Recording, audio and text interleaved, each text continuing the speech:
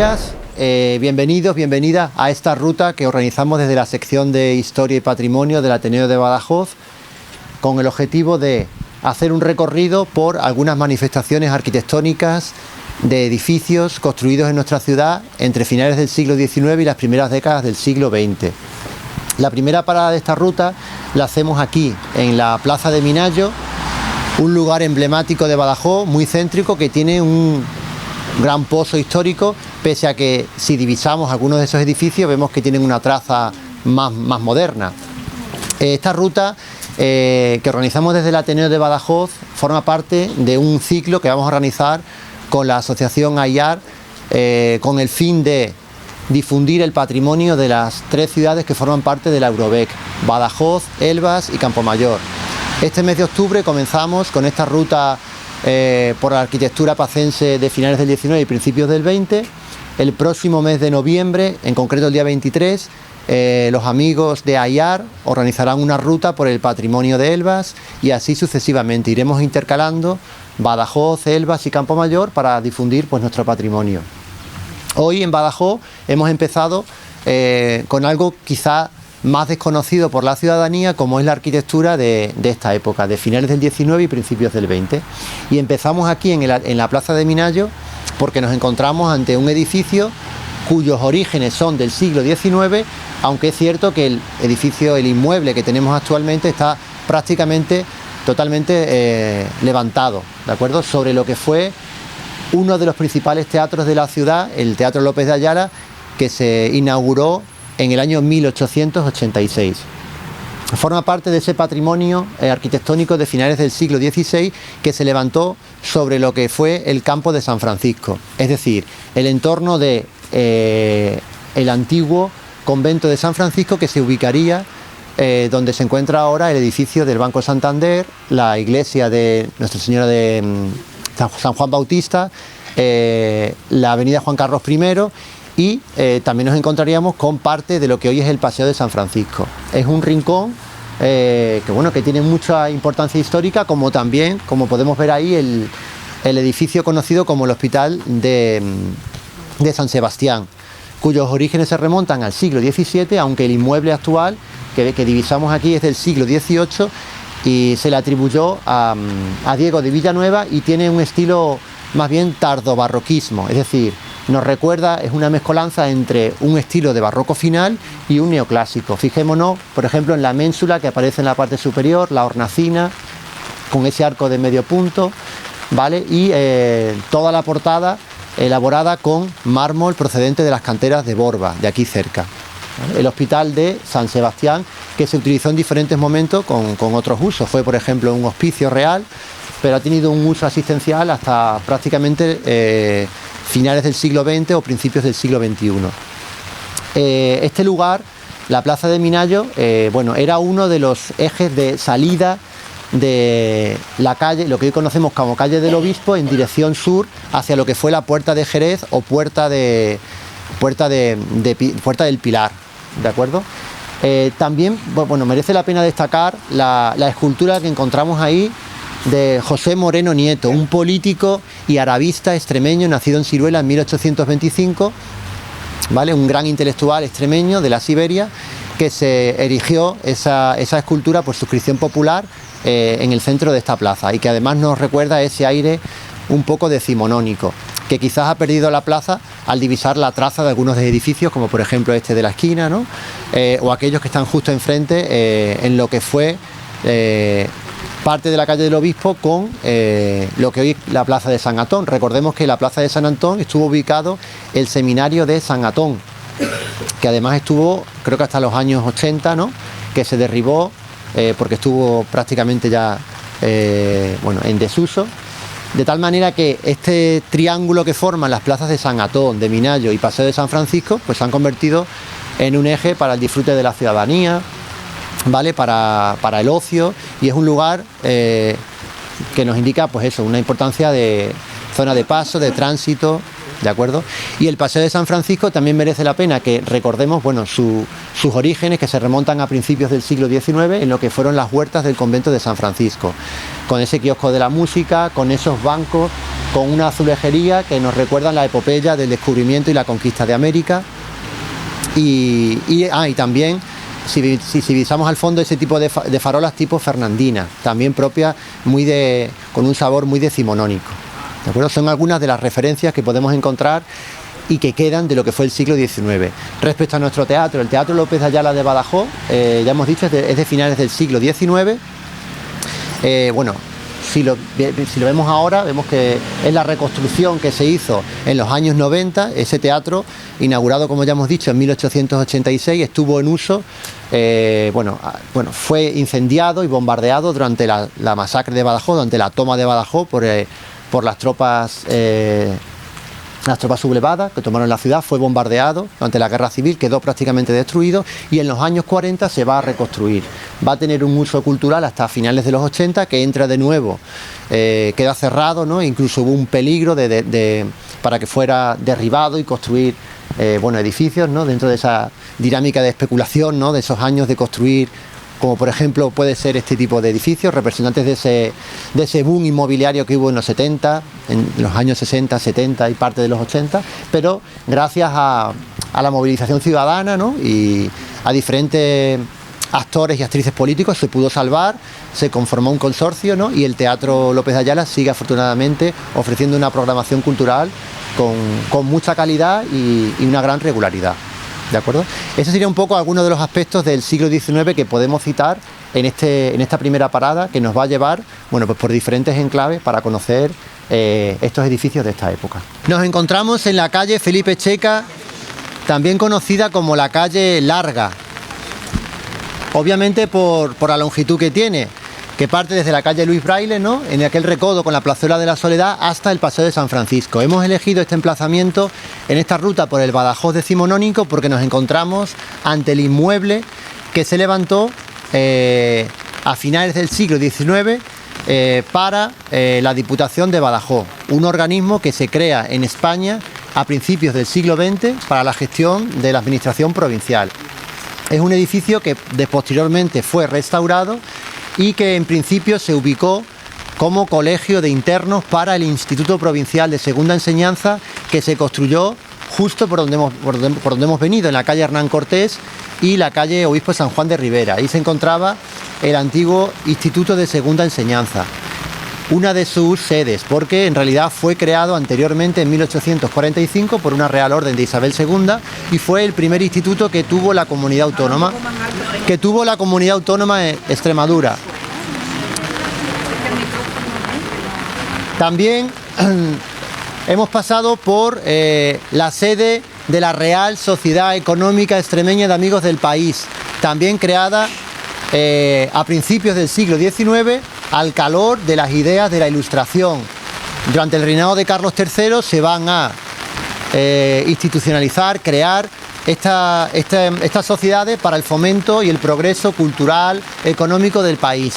Es verdad que la de Badajoz fue algo un poco más tardía, no fue hasta principios del siglo XIX cuando se crea, con la idea de fomentar el desarrollo económico, cultural, social, y actualmente sigue con esos objetivos y esos fines en su sede en la calle San Juan, donde tiene su sede con una rica programación cultural que ofrece a la ciudadanía.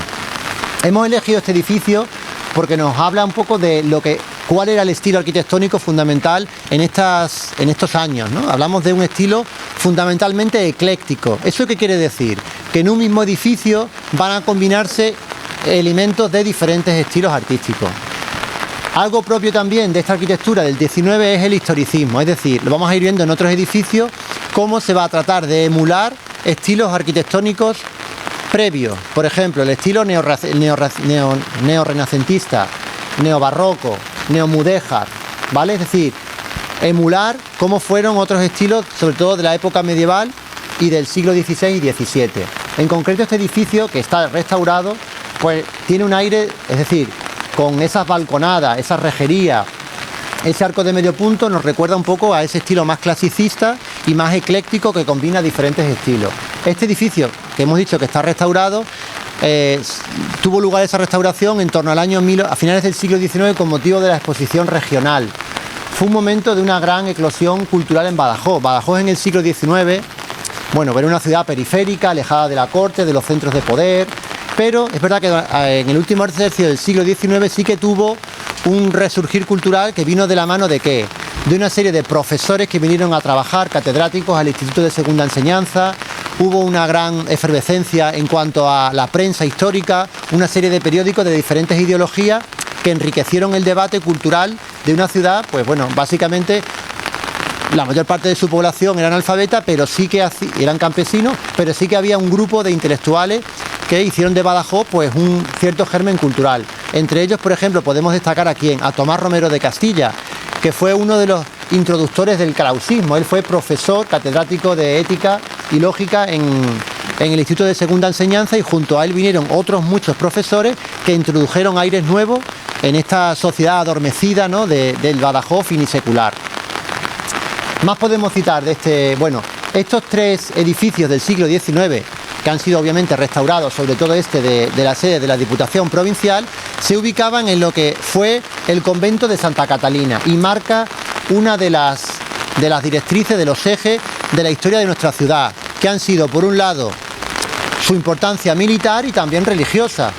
Si algo había en el interior, en la ciudad intramuros, eran cuarteles y conventos, y aquí se encontraba uno de ellos, el convento de Santa Catalina, que en torno a los años 30 del siglo XIX, tras las desamortizaciones, se pusieron a la venta estos terrenos y se edificaron estos edificios que tienen este aire decimonónico, ¿de acuerdo?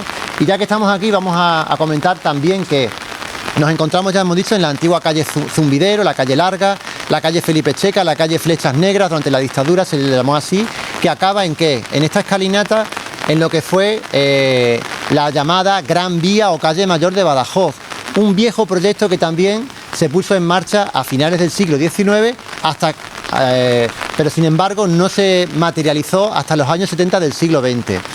Casi todas las ciudades en España, producto del ensanche, ¿no?, que parecía que las ciudades quedaban como cerradas, ahogadas por las murallas. Recordemos que Badajoz tiene una fortificación adolartada pues muy destacada.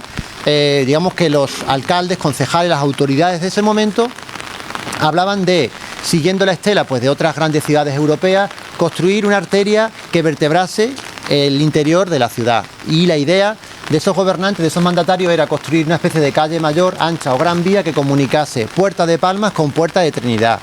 Ese viejo proyecto de la Gran Vía o Calle Mayor, bueno, se fue ralentizando, es decir, no se concretaba con una aportación presupuestaria, tuvo un impulso, se empezó a concretar en el Plan General de Ordenación Urbana durante los años de la dictadura de Primo de Rivera, pero no sería ya después, hasta después de la Guerra Civil, durante el franquismo, en concreto durante los años 60 y 70, cuando ya se empieza a abrir lo que entonces se llamaba la brecha.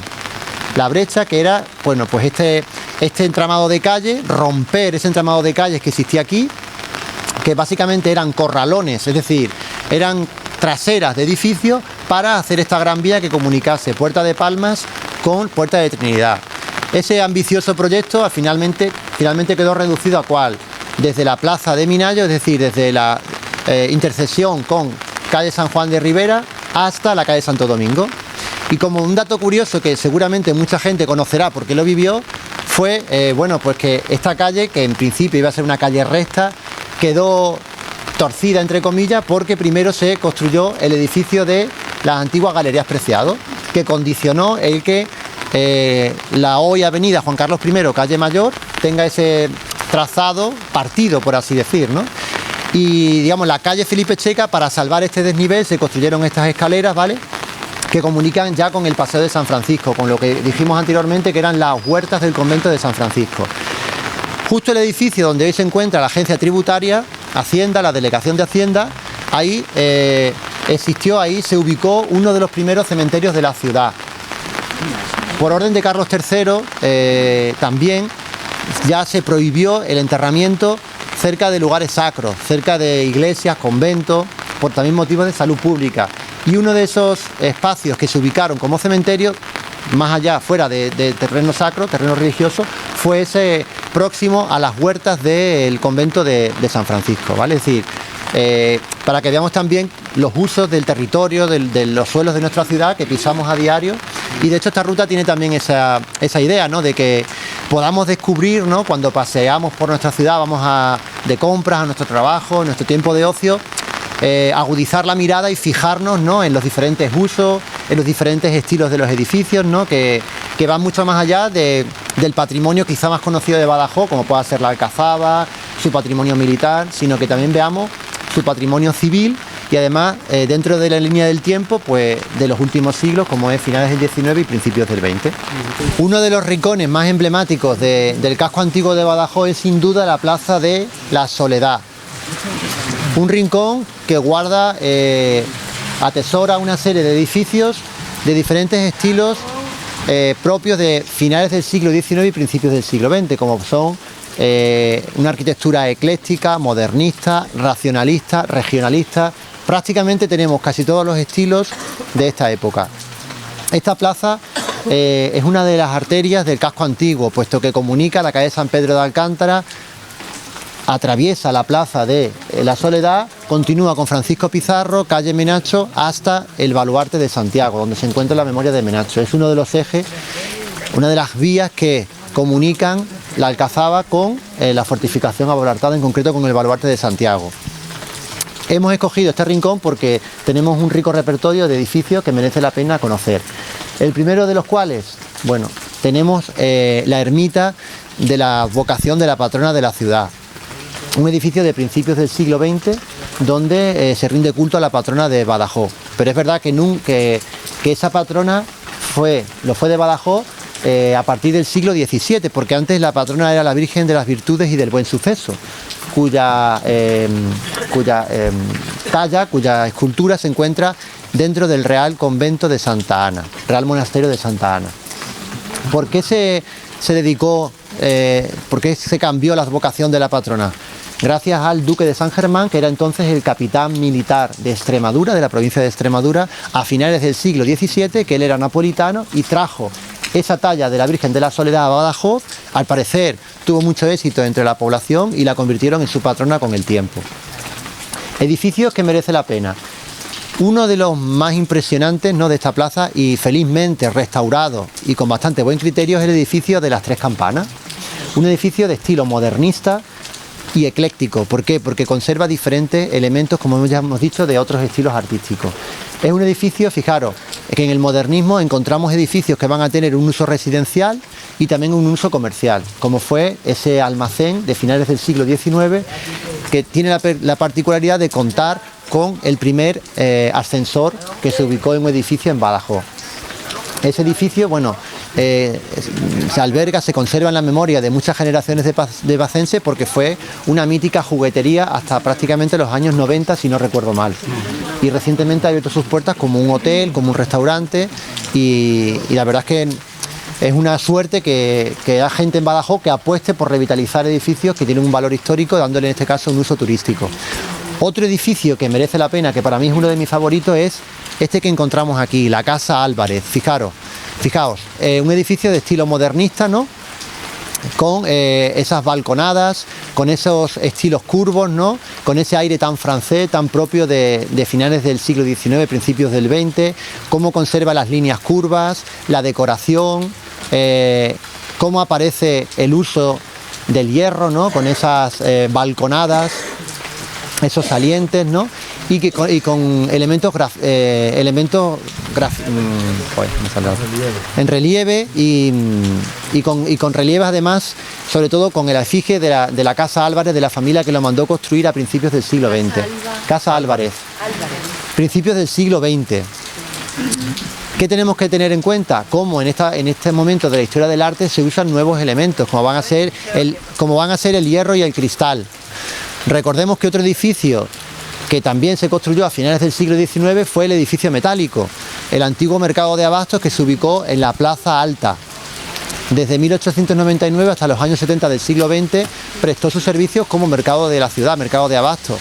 Y posteriormente, tras pasar un tiempo sin uso, se trasladó al campus de la Universidad de Extremadura, donde se conserva allí, ¿de acuerdo? La Casa Álvarez, de estilo modernista, pero también encontramos allí, en el número justo donde está ahora la Mamarracha Vintage, esa tienda de moda, ese edificio también es de estilo modernista, fijaros, con dos cuerpos, ¿no? Con ese saliente, esa balconada, con el saliente, ¿no? Y luego con ese balcón corrido y con elementos, digamos, con relieve, con elementos, cómo combina elementos curvos con elementos rectos. Y fijaros, la diferencia entre un estilo modernista y un estilo racionalista, ¿vale? Es decir, las líneas se vuelven mucho más cuadradas, la decoración disminuye drásticamente, es decir, en la Plazuela de la Soledad podemos aprender diferentes estilos artísticos de esta época, modernismo, racionalismo, pero también regionalismo, y para ello nos tenemos que ir al edificio de la Giralda. Fijaos, en ese espacio se ubicó la primitiva ermita de la Virgen de la Soledad, que fue derribada a finales del siglo XIX porque cayó en desuso y se levantó ya a principios del siglo XX, en los años 20 del siglo XX, este edificio emblemático, la Giralda, que combina ese eclecticismo del que hablamos, mezcla de, sobre todo, ese estilo historicista del que hablábamos, ese estilo neomudéjar, fijaros, que nos recuerda al arte hispano-musulmán, con esa decoración de sepia, con esos arcos polilobulados, en fin, diferentes elementos que nos recuerdan el uso de la azulejería, esos diferentes usos del color, de los tonos rojizos, ¿de acuerdo? Esa idea de simular el ladrillo visto, que son propios del arte hispano-musulmán, pero realizado a principios del siglo XX, el arte neomudéjar, y además con un sabor regionalista, que nos recuerda también a las influencias del arte andaluz, ¿vale? Es decir, combinamos en esta plaza lo que sería el arte modernista, racionalista, regionalista. Incluso este edificio también, el edificio donde se alberga el Conservatorio Superior de Música, es de estilo racionalista. Vemos una traza con elementos mucho más limpios, sin decoración, el uso de líneas rectas, perpendiculares, ¿de acuerdo? Frente a un estilo modernista que tiene un uso de la línea curva más acentuado. ¿Qué más podemos decir? Bueno, aquí se encuentra también el monumento al cantador flamenco, al Porrina de Badajoz, que es un lugar icónico, un espacio icónico para hacerse fotografías. Y sin duda la Plazuela de la Soledad, bueno, pues ha sabido mantener, afortunadamente, en mi opinión, pues conservar con bastante buen criterio un repertorio de diferentes estilos arquitectónicos de finales del siglo XIX y principios del siglo XX. En la hoy conocida como Plaza López de Ayala, es decir, el nombre de ese personaje que también le da nombre al teatro de la ciudad, la Plaza López de Ayala, fijaros, más conocida como Plaza de las Descalzas por el convento que se encuentra justo enfrente del edificio del que vamos a hablar, el edificio de la Capitanía Militar. Un edificio también de traza muy clasicista, muy propio del siglo XIX, y que fue anteriormente el palacio del conde de la Torre del Fresno. Un personaje como fue Toribio Grajera, el conde de la Torre del Fresno, que hay un episodio de la Guerra de la Independencia ya muy conocido, que fue cuando una mujer se levantó y acusó al gobernador militar de no defender el día de San Fernando, ¿no? Que era el día del rey Fernando VII, el santo del rey Fernando VII, y esta mujer, María Cambero, se levanta junto a una turba, ¿no? Y echa las culpas, ¿no? de no levantarse contra el invasor francés napoleónico, y eso supone que esa turba pues llegue al palacio de Capitanía, al palacio del conde de la Torre del Fresno, del gobernador militar, y finalmente acabe siendo asesinado, ¿de acuerdo? Un pasaje de la historia de la Guerra de la Independencia que cada vez va siendo más conocido. Ese edificio, se alberga en este eje, en esta arteria fundamental del casco antiguo, que comunica en este caso lo que va a ser la calle Menacho y otros edificios que van a ser de gran importancia. Lo que hoy conocemos como calle Menacho, una zona muy comercial, sí hubo una serie de casas nobles, casas solariegas de las grandes familias de Badajoz. Por ejemplo, entre ellas la familia de los Suárez de Figueroa. Isabel de Aguilar era la mujer de Lorenzo Suárez de Figueroa, ese embajador de los Reyes Católicos que a finales del siglo XV y principios del siglo XVI manda esa lápida sepulcral maravillosa de estilo renacentista que se puede ver en el claustro de la Catedral de Badajoz, realizada en bronce. Pues bien, su mujer, que quedó viuda, ella donó parte del terreno donde se ubicaba su palacio, donde hoy se encuentra la calle Menacho con Juan Carlos I, donó parte de ese espacio para levantar un convento, el convento de San Onofre, hoy ya desaparecido. ¿De acuerdo? Para que veamos también bueno, los diferentes usos que ha tenido la ciudad de Badajoz. Fundamentalmente un uso militar, pero también un uso religioso a través de monasterios, de conventos. Merece la pena destacar también otro edificio de estilo modernista, que es la Casa Ramallo, que se encuentra en la calle Meléndez Valdés y que también se ha dado un uso turístico. Ahora es la sede del Hotel de Alba. Más edificios de la época del siglo XIX. Otra casa señorial que actualmente tiene un uso cultural educativo es la sede del Conservatorio Medio, en la calle Duque de San Germán.